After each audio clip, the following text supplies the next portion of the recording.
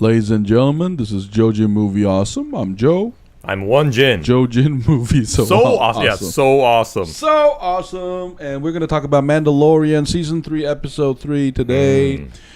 Spoilers, full spoilers ahead. So if you have not watched Episode 1, 2, 3, please come back later. Here we go. You know, I gotta be honest. Like, I know what they were trying to do. I knew what they were trying to do when they had that awesome action scene in the beginning. Bo, I love it when Mando calls Bo-Katan Bo now. I don't think he called her Bo before. I think it was Bo-Katan. But it's like Bo and Mando. It almost sounds like a couple name. Hey, Bo. Hey, Mando. Hey, little boy. Grogu. Or does she call her? Does she call him Mando or does she call him Jin? No, but we do. So okay. Mando and Bo. Clearly, we're seeing that they're getting closer.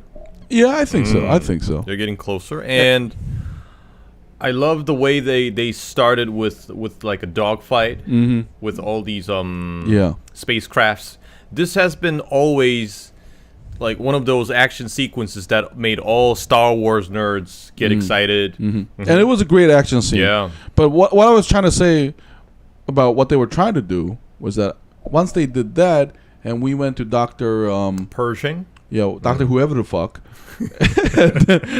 And then 20 minutes in, I knew now what they did. They got me excited and they give me this spy story. I mean,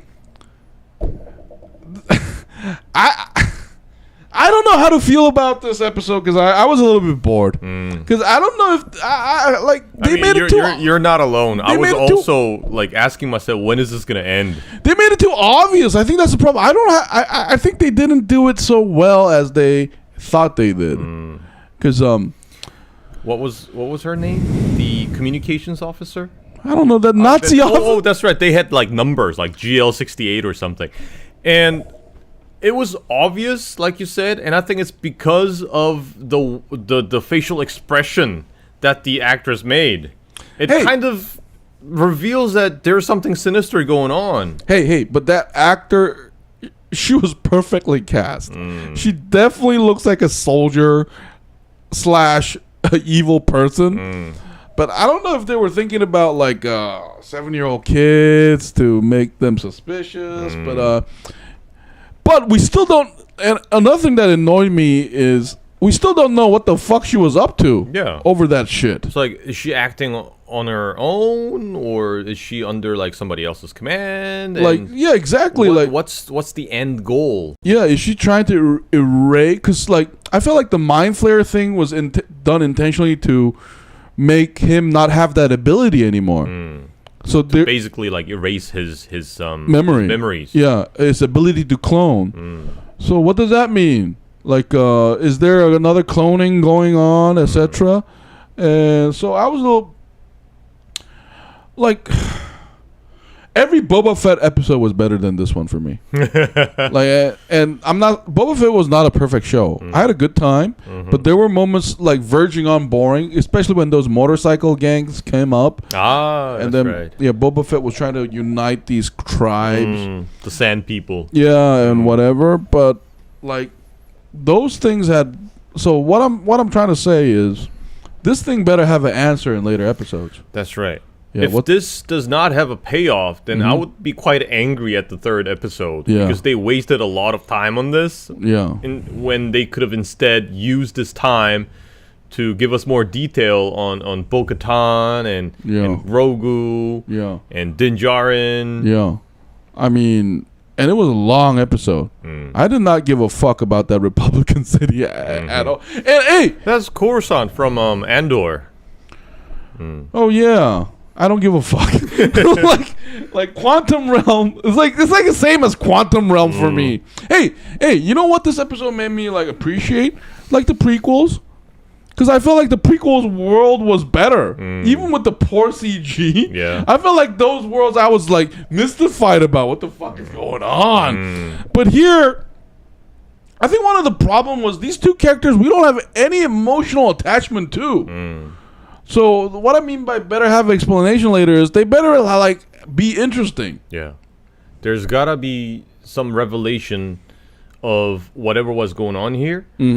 Or maybe it was like a device to kind of set the premise that the New Republic is also far from good, because they also, based on the interactions between these the New Republic officers and Dr. Pershing, it's clear that they're also wrapped up in bureaucracy, and sometimes it's going against the greater good. I don't know, but hey, man, listen. But didn't we get a great version of that in Andor? Like, why do we need it in Mando? Like, because I felt like Andor. Like, see, I think one of the things is expectation. I think Andor we enjoy because I think from the onset we knew that it was about that, and they did a lot of intrigue and conflict really well. But this felt like an Andor episode dropped inside of Mandalorian. Yeah, and it was somewhat disruptive. Yeah, and it just, like, while watching it, I wasn't able to immerse myself into what was going on. Yeah. I was constantly thinking to myself, like, where's Grogu? And it's different from, I think, Andor, because Andor, whatever bureaucratic thing happens, we're always invested in those characters. Yeah. Like because they constantly come back. Yeah, even the female the officer, antagonist and the officer and Andor himself. But here, these two characters are. We don't, like, first of all, that Nazi officer, we don't even give a fuck about you. Like, see, I knew there was trouble when when I saw the episode, like, it said previously, and it showed that Nazi officer. I was like, okay, I remember her. You're one of those Gideon's bitches. And then, like, I didn't know they were going to do a full thing about her. And nothing against the actor. She did a fantastic job. But it was boring. Simple solution, like, cut it by 10 to 15 minutes. I would have been okay. Like, you know, this episode almost felt like an anime episode. Like, but the great thing about anime episode is they're much shorter than this. Yeah. Like, I don't need to know about all these things. Like, I mean, maybe I do, because they're going to be a payoff later, but I felt like it could have been much shorter and more efficiently done. I didn't care about this doctor's moral quandary, like, whatever, because I think they already hinted that with when he was acting kind of like defensively towards Grogu, and you could tell that this was a scientist that who basically had like a science first, like Empire later kind of scientist. So he was very pure in his intentions. Yeah, like, see, this is one of those minor characters that I feel like we don't need to delve into. And then, you know, the minor character that we need to actually invest more time on is that blacksmith lady. Exactly. In the clan. Yeah, it's like, what's going on with her? Yeah. Why do we have to learn so much about the scientist and that Nazi officer? Yeah, that ending was awesome, though. I love it when that was a surprise for me. Because Bo-Katan was blessed by the water too. So, like, is she joining the tribe? What's up? Like, that was the more interesting part. Yeah. Like, and I love the way they all, like, express emotions despite having those helmets on. And we could kind of tell. We can kind of see their face even without seeing their face. I think it's a great case of mise-en-scène and the music and the way the camera is done. And I love how, like, once the blacksmith lady, like, okay, boys, these guys are cool. Everyone's like, oh, family. Everyone's like, blessing, family. Yeah. So, like, Jon Favreau and the creators definitely, like, read John Campbell's hero's journey, whatever, because it's all about camaraderie and family. This is basically like a Fast and the Furious that's done more smartly, and it gives me more hope, and also it kind of excites me to see what will eventually unfold regarding Bo-Katan, because now, I mean, she was basically alone in that castle of hers. Was it a castle or like a mansion or something? Yeah, castle. Her family castle. Yeah, but now she belongs to another organization. She belongs to another family. So she's no longer alone. I'm wondering how this is going to change her. But I do think, like, it's a setup for conflict too, because I get the sense that Bo-Katan is never second in charge. I feel like she's always in charge. And even the fighter jet thing was really done well because Din Djarin is not a hothead. Like, yeah, he does desperate things, but I feel like Bo-Katan is a hothead. Like, she's definitely fire. And I think Mando will love that about her. And that, like, the scene where she was rushing towards the entire fleet of those that was pretty sick. interceptors, that reminded me of, what's his name? Jon Snow. Oh, really? Jon Snow, like, running towards Ramsay Bolton after he shot his family. No, but I felt like it reminded me of Stannis actually when she said, "Let go of me! I can still fight." It's like episode 9 of season 2. Because I felt like she's like a hothead. She can take the whole thing. But hey, see, this episode wasn't terrible. It was boring a little, but like them showing the Empire and their line was, that's more than Warlord. I feel like there's something organizing going on with the Doctor and this. So I do think we're being set up for a big villain. And I think they kind of mentioned Gideon intentionally in this episode because when those turncoats talk about Gideon, I think it's a misdirect though. I think we're going to see a brand new Empire villain. Who's watching the Mandalorians and Grogu carefully, and who's trying to prevent them, like the whole thing. Oh, and I'm guessing this would be the same person behind that that ship we did not see. Yeah, sent all the interceptors. Yeah, because that's a good point. Yeah, because Mando, he realizes that there cannot be so many interceptors unless there's somebody else. Yeah. So I think they're setting up around episode 4 to 5. We're gonna get a big villain reveal that is aware of the Bo-Katan, aware of Mando and Grogu's relationship. And remember, I think the Empire are still after Grogu, and they also don't want Mandalorians to be united. So I think that's setting up for a huge conflict. But we just don't know who the villain is yet, and that's why this better have a better payoff. Because I was really hoping that Nazi officer, after she flays the Doctor's head, goes out, gets out her smartphone and says, "Boss, it's done." And we hear at least the voice. Yeah. Like a Megatron voice. Yeah, and somebody like sitting on an armchair, yeah, exactly. Like patting a cat, just like in Inspector Gadget or something. Yeah. Or like 007. Or a silhouette of the background with a red lightsaber saying, "Good." And then like we get a hint of it at least.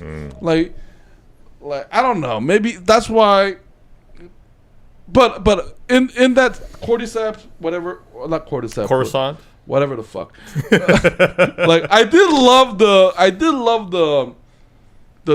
train station, and I love the junkyard scene though. I love how like these big ships that we've seen, they're being disassembled. Yeah. So I think this season so far, in terms of like scenery, using I don't know if it's CG or that LED thing, it's wonderful.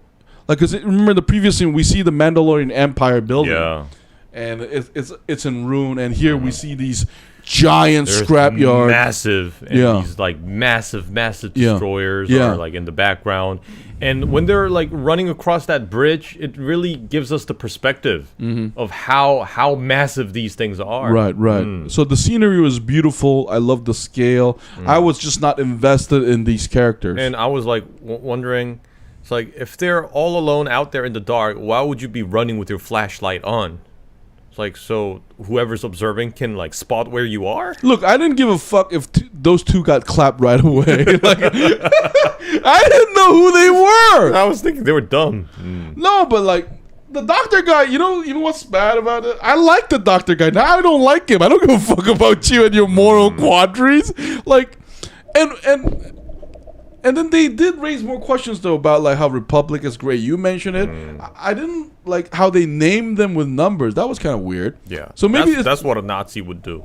So I honestly thought this whole thing was a ploy by the Empire, but that's not it either. I guess she's some kind of spy for the Empire force. But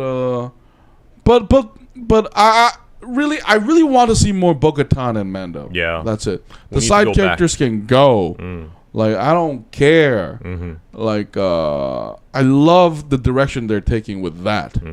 And even in the earlier scene, I love how Bo-Katan doesn't tell Mando about the Mythosaur. Yeah, I forgot to talk about that, because I was like asking myself, what is her intention behind all this? No, but that makes sense story sense wise. Like, maybe wouldn't it be okay for her to tell him? No, I think part of her doesn't, because once she believes the Mythosaur, she has to believe the way. So I think she's kind of in denial and everything. Yeah, because she's not sold on it yet. She's a very like cynical person. I think she's kind of down. She's also a little bit tired of the fight. I mean, she still has fight in her, but I'm thinking, I feel like she's struggled a long time. So I do feel like maybe near the season we are gonna see the Mandalorians unite. Yeah, under and probably the way. like fighting all together against the big villain. That the big villain we have yet to see. Yeah, and because right now there's no reason for them to not get the microphone, send a message out to the universe and say, all Mandalorians gather around, the curse was bullshit. Get over here. And here Mando, he has a black lightsaber. So I think they are setting up a dramatic scene to set that up. And I'm hoping to see that Legacy of the Void scene, like in StarCraft, that cinematic intro. Oh yeah, I'm hoping to see something equivalent to that. Yeah. That would be awesome. Yeah. Hey, but that being said, I don't mind long episode, because it's weird that the previous 2 episodes were 30 minutes when this one gets 56 minutes. So that's why the payoff will be important, because let's give the show some credit, though. Like, there must be a reason for this. Yeah. Yeah. And once we are revealed of whatever is going on with this doctor and the Nazis, I'm just keep calling them Nazis, Empire spy. Yeah, Gideon's. Then maybe we will be more forgiving about this. Yeah, and I don't mind the creative risk they're taking too. I just think this was not executed perfectly, because we got some Andor vibes, but I also got like a lot of Hitchcockian vibe, a lot of like so they were treading waters that we're not used to, not to expect on a Star Wars show. Yeah, and to me it felt very digressing. Yeah, from the main plot. But if it was executed well, it could have elevated the show even further, because we rarely see that in this milieu. So I applaud the risk taking. I just don't think it was done well. Yeah. So I'm guessing maybe if early we will see something like a direct link to this in the next episode. No, I think the next episode we're gonna start off with a completely different scene, and we're gonna get introduced to one of the old characters we haven't seen, like Ashoka or Boba Fett, and then we're gonna jump around back and forth, because this episode was a huge risk, because it's a huge diversion, because every episode in the previous season, I think it has always centered on Mando's journey with Grogu and etc. So I don't know, but the next episode I do feel like we are going to get the old characters back somehow. Yeah. Or someone else completely surprising. Yeah. We never know, because they've done that before. And before we wrap this up, I also have to give more credit to the dogfight scene. That was some like Top Gun stuff. And I think they were being really creative with the maneuver of these spacecrafts, just like what we saw in Andor when like Stellan Skarsgård was escaping that Empire destroyer using like those what are they called, like countermeasures and that lightsaber coming out from the aircraft. But in this one, we saw a lot of like old school maneuver of like a fighter jet. Oh, but you were right about the droid being more important, because that new droid has a relationship, like on the ship being scared, and Bo-Katan's like, calm down. I like those little details. It reminded me a lot of the Star Wars things we love, because it always reminds us of Luke and CP R2D2. Yeah, R2D2's relationship. So that was a good callback. But the middle body part was straight up boring for me. Not straight up boring, like 20 minutes was my limit. Afterwards I was like, wait, are we staying here? Like, aren't we going to do the back and forth thing? Because we're used to that too. Remember, every Star Wars has that scene change. That like old school trends. It's just like scene change. Yeah. Okay, let's give a number grade to this episode. I would give this like.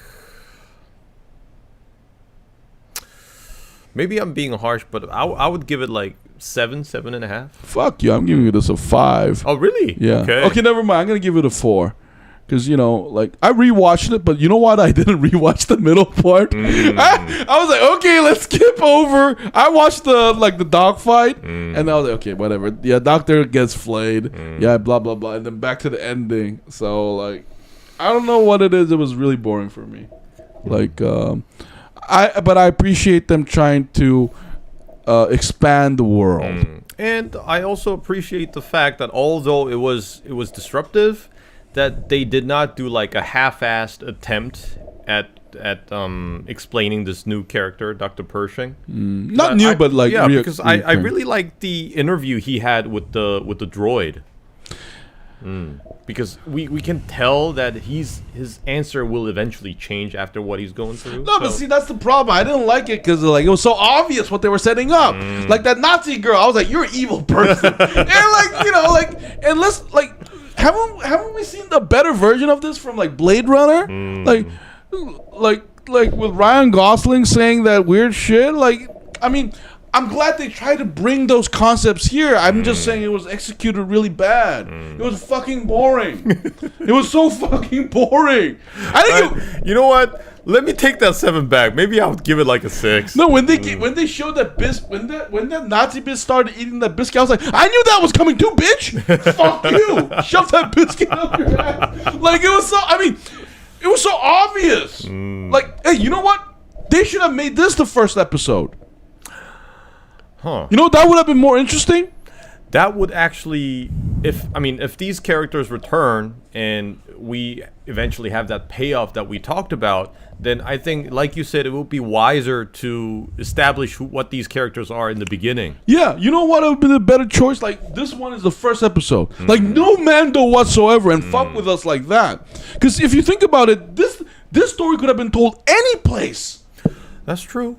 That's true. Like, so it's like, why did they decide to put it here? No, it would have been interesting. Like Space Odyssey start where we see Doctor getting evaluated by the machine right off. Like the screen is black, and then we hear the audio first. Oh, that would be so much better. With the machine asking, "Are you happy with the Republic?" And then we get to see him all alone, and then the Nazi bitch comes, and then they fuck with us, and then in the end we finally get Mando going up. The review would have been like so brave. Wow, what a creative choice! But I'm right in the middle of Bo-Katan, Grogu, and Din Djarin.